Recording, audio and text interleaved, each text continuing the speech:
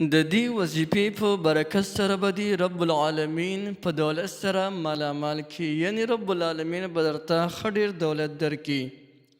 بسم الله الرحمن الرحیم. السلام علیکم ورحمة الله وبرکاته. زما وروڼو او خویندو، که د چا دا خواهش وي چې زموږ غریبي مسکیني دې ختمه شي،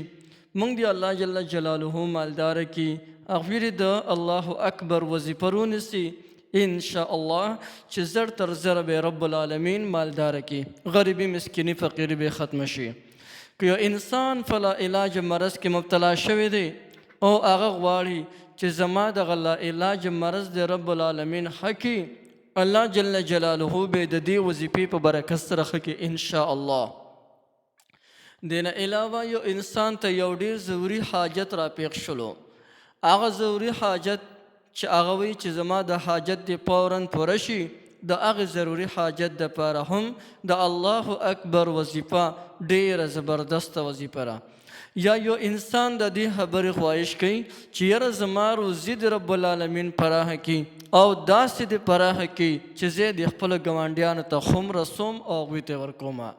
هغه دې د الله اکبر وظیفه هم په دې ترتیب سره کوي، رب العالمین به د هغوی روزي داسې پراخه کړي چې ځان سره به زه کولی هم نشي.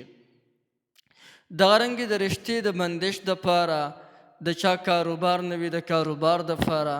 یعنی آن تر دې چې د کم حاجت دپاره ته د الله اکبر وظیفه رونیسې، نو الله اکبر وظیفه داسې وظیفه ده چې تمام بند لارې به د رب العالمین روانې کړي. الله اکبر دا د الله جل جلاله لویي بیانول دي. الله اکبر، الله جل جلاله ډېر زیات لوی دی، د هر چا نه لوی ذات الله جل جلاله دی. کم انسان چې روزانه 300 کرته الله اکبر وظیفه کوي، نو الله جل جلاله به که د انسان بیمار وي نو رب العالمین به هغو ته شفا ورکړي، او داسې بیمار چې هغه لا علاج مرض کې مبتلا شوي وي. که یو انسان د رزق د پراخۍ دپاره د دې وظیفه رانیسي، نو هغو له پکار دي چې د 5 واړه وخته لمونځ نه پس، یعنی د هر یو لمونځ نه پس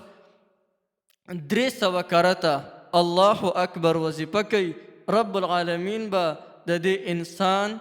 روزي پراخه کړي.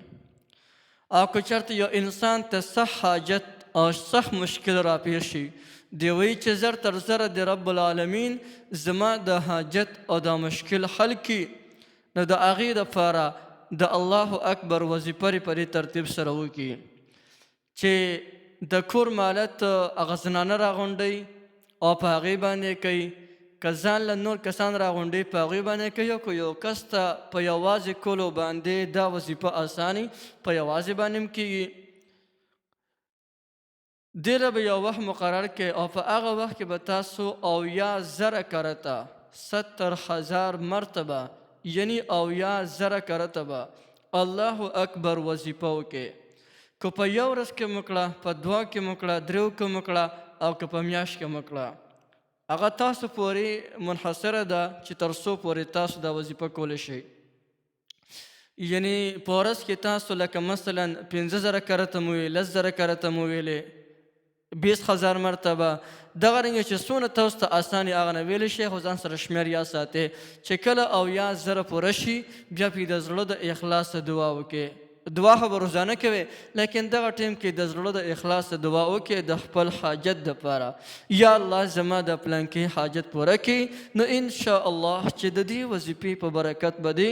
رب العالمین دغه تمام حاجتونه پوره کړي. نو یو ډېر زبردسته وظیفه ده، هر سړی کولی شي او هر چا ته د دې مکمل اجازه